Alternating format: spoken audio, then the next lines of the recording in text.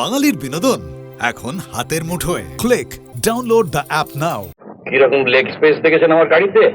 আর আজকে আরাম করে বসতে যান, হাঁটু ঠেকে যাবে। আর অ্যাক্সিডেন্ট হলে তো কথাই নেই। কবেকার গাড়ি আপনার? 35। আসলে ব্যাপারটা কি জানেন, আজকাল মানুষের মনটাই হয়ে গেছে সংকীর্ণ, তাই নয় কি? তার সঙ্গে মানুষের পকেটও।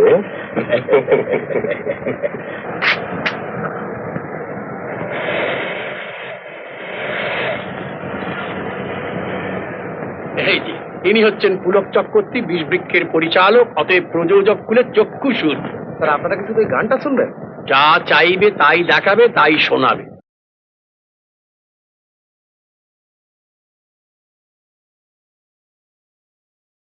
আরে বিষবৃক্ষ ছাড়া বঙ্কিমের আর কোন ছবি ফ্লপ হয়েছে কি? কিরে, হ্যাঁ? আরো এগোবেন নাকি? আর একটু এগিয়ে চল, এগিয়ে চল, পাকার কাছে।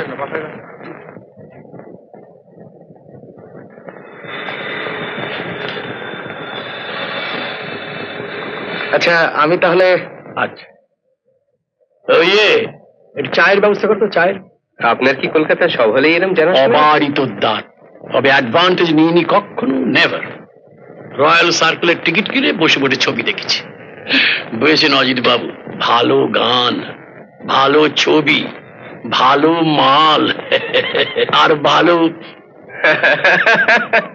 এই চারটে ব্যাপারে আমি কার্পণ্য করিনি কখনো।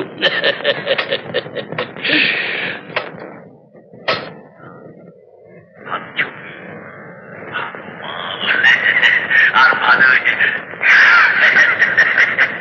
চারটে ব্যাপারে আমি কার্পণ্য করিনি কখনো। বাহ, রয়ে গেল।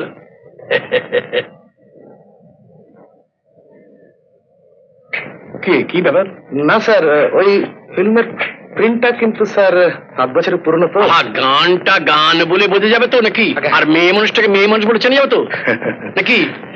আচ্ছা, আপনি তো সুনয়না দেবের সঙ্গে কাজ করেছেন। আগে হ্যাঁ, কিরকম লেগেছিল? সাংঘাতিক অভিনেত্রী স্যার। সাংঘাতিক অভিনেত্রী, কি আমার বোদ্ধা রে। সেন্টার তো মহা মুশকিল, যেতে লিখেছে তা এখন কাজকর্ম ফেলে যাই কি করে? আমি তাহলে খুবাকে নিয়ে যাই। তুমি যাবে? এই বছর পরামর্শ দরকার, তা তুমি কি কোন কাজটা করবে শুন? আমি তো টাকা পয়সার ব্যাপারে পরামর্শ নয়, এ হচ্ছে মনের ব্যাপার। ও, মনের ব্যাপার। তা মনের ব্যাপারটা কি তুমি আমার চেয়ে বেশি বোঝো নাকি? বুঝবি? ছেঁড়া ডিরেক্টর, ছেঁড়া ছবি। ক্ষতি নেই, আমার কাজ হয়ে গেছে। ও আপনার স্টিল গুলো স্যার। O thank you. গানটি কিন্তু খাসা। বুঝুন। আচ্ছা, এই ভদ্রমেলা থাকতেন কোথায়? শুটিং চলার সময় স্যার। আহা, আমাকে জিজ্ঞাসা করুন। তাকে গাড়ি পাঠানোর কথা বলা হয়েছিল, তিনি রিফিউজ করেছিলেন। আচ্ছা, হয় ট্রামে নয় বাসে, কোচিত কখনো ট্যাক্সিতে স্টুডিও আসতেন। বিবাহিত ছিলেন ভদ্রমহিলা? সদমা। তবে একটা ইঙ্গিত তিনি আমায় দিয়েছিলেন বটে, যে স্বামীর সঙ্গে তা অনিবনা ছিল না। আচ্ছা, দ্যাটস অল। চলুন। চলুন। বিলাসী মারা যাওয়ার কোনো কারণ খুঁজে পেলে? আগে না রাজাবাবু, তোমরা সব অপদার্থ। তোমরা এতগুলো লোক থাকতে আমার প্রাসাদে একটা মেয়ে মরে গেল, তার কারণটা তোমরা কেউ খুঁজে বার করতে পারলে না? আগে আমাদের যতদূর মনে হয় বিলাসী আত্মহত্যা না না, আত্মহত্যা করেছে ঠিক আছে, কিন্তু তার কারণটা কি সেটা খুঁজে বার করতে হবে তো। ইঞ্জেকশনটা আরে রাখো তোমার ইঞ্জেকশন। হ্যাঁ, তুমি রোজ একটা করে ইঞ্জেকশন দিয়ে যাচ্ছ, আর আমি ক্রমশ ঘাইল হয়ে পড়ছি, বিছানা থেকে উঠতে পারি না। এই যে গোয়ালিয়র থেকে ফায়দাবাদ থেকে তিনটে বাইশ এসে ফিরে গেল। এই তোমার ইঞ্জেকশন নেওয়া কি লাভ হচ্ছে নাকি? আমার কলেজের professor doctor Sen, India one of the best surgeons, আপনার অসুখের বিশদ বিবরণ দিয়ে ওর কাছে আমি চিঠি লিখে পাঠিয়েছিলাম। উত্তর দিয়েছেন? আগে হ্যাঁ দিয়েছেন। কি বলেছেন, আসবেন? নিশ্চয়ই আসবেন, তবে তার আগে কয়েকটা অ্যাডভাইস উনি পাঠিয়েছেন। কিরকম?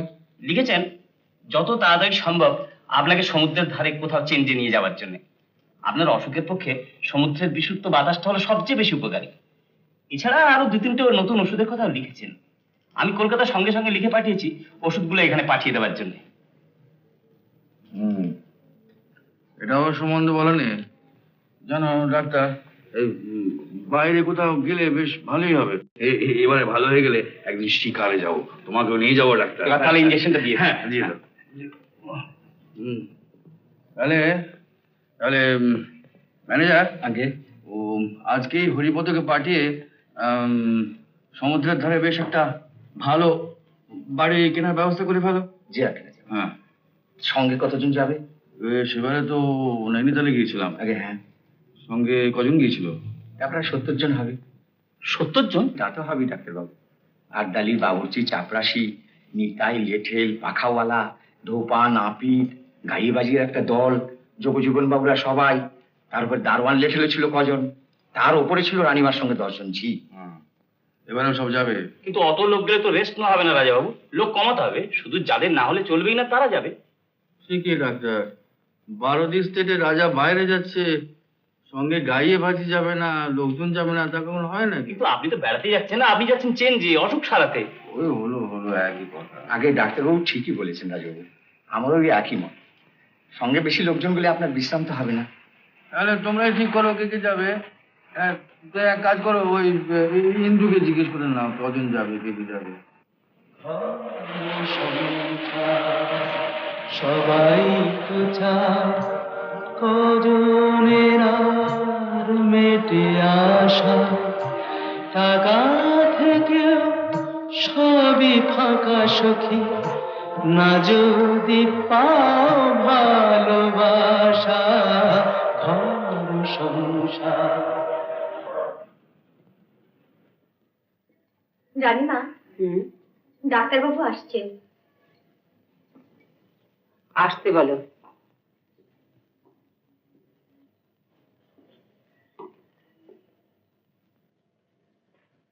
আমায় ডেকে পাঠিয়েছে? হ্যাঁ, আজ আমরা 1 সপ্তাহ হলো এখানে এসেছি, কিন্তু রাজাবাবুর শরীরে কোনো উন্নতি আমি দেখতে পাচ্ছি না। হবে হবে, নিশ্চয়ই হবে। আর কয়েকটা দিন যাক। কিন্তু আমার মনে হচ্ছে দিন দিন ওর স্বাস্থ্য খারাপের দিকে যাচ্ছে। না না, এ আপনার ভুল ধারণা। আমি বলছি কিছুদিনের মধ্যেই উনি ভালো হয়ে উঠবেন। আপনি তো রোজই ওই এক কথা বলছেন, কিন্তু উনি ভালো হচ্ছেন কোথায়? আমি তো ভালো হবার কোনো লক্ষণই দেখতে পাচ্ছি না।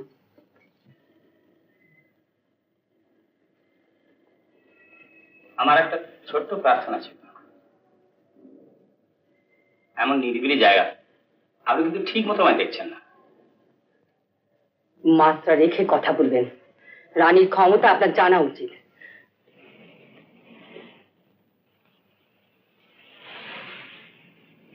সেই চিঠি আপনি পাঠিয়েছিলেন? ঠিক বোঝাতে পারবো না কেন। অরুণ আমাদের বাড়ি ছিল অনেক দিন, আমি ছাড়া অন্য কেউ তার মন ধরে বসতে এটা বোধ সহ্য করতে পারেনি, তাই। কিন্তু আমারই ভুল। অরুণের কাছে আমি অনেক মেয়ের মধ্যে একজন, তার বেশি কিছু নেই। অরুণ বাবু সে কথা জানতেন? কোনো সন্দেহ নেই তাতে। কেমন করে বুঝলেন? আমার হাতে লেখা সে এত ভালো করে চেনে, সে বুঝতে ভুল করবে না। তারপর তার কথা থেকে বুঝলাম সে নিশ্চয়ই সব জানতে পেরেছে।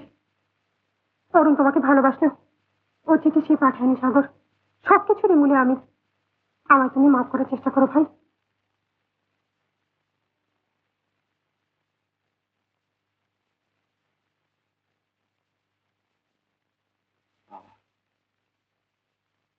শোনো, বিলেত আমি যাবো, যেমন করেই হোক বিলেত আমাকে যেতেই হবে। তোমার কথা আমি রাখবো বাবা, তোমার কথা আমাকে রাখতেই হবে। তার উজ্জ্বল ভবিষ্যৎ তোমার একটা খামখেয়ালির জন্য ধূলিসাৎ করে দিলে। জানো কি করে লেখাপড়া শিখেছে? শীতকাল তার ভাইকে দুবেলা পড়িয়ে তাদের মন জুগিয়ে, দিনের পর দিন, রাতের পর রাত বইয়ের ওপর থেকে মুখ না তুলে কাটিয়েছে। আমি ছাড়া আর কারো সঙ্গে মেশেনি জীবন। বলতো যে দাদা, নিজের জোরে স্টেট স্কলারশিপ না পেলে আমার বিলেত যা হবে।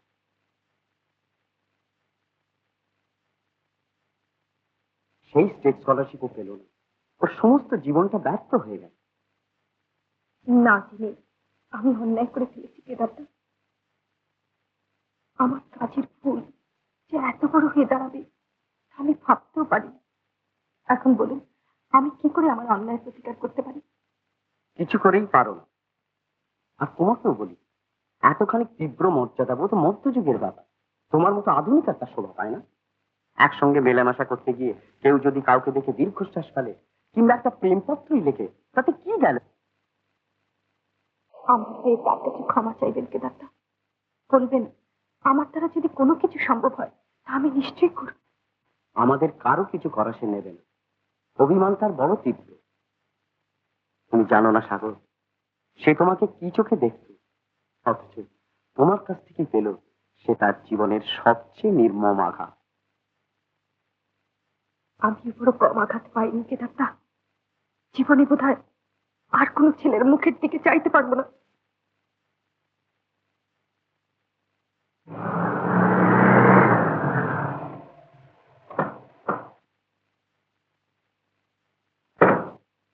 অরুণ, অরুণ, অরুণ, অরুণ! কে দেখা? জ্যাঠামশাই, কি খবর বাবা? বেঁচে থাকো, বেঁচে থাকো। কি খবর? অরুণ কোথায় জ্যাঠামশাই? অরুণ অরুণ তো চলে গেছে বাবা। সে তো আজকের জাহাজে বিলেত রওনা হচ্ছে। বিলেত রওনা হয়েছে? হ্যাঁ। তার টাকার জোগাড় হয়েছে? এতক্ষণ বোধহয় অরুণের জাহাজ ছাড়লো। তার টাকার জোগাড় কি করে হলো জ্যাঠামশাই?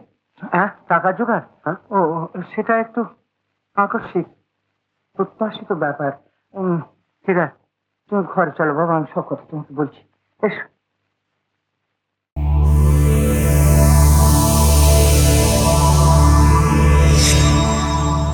উত্তম কুমারের সেরা সিনেমা দেখতে হলে ডাউনলোড করুন ক্লিক অ্যাপ।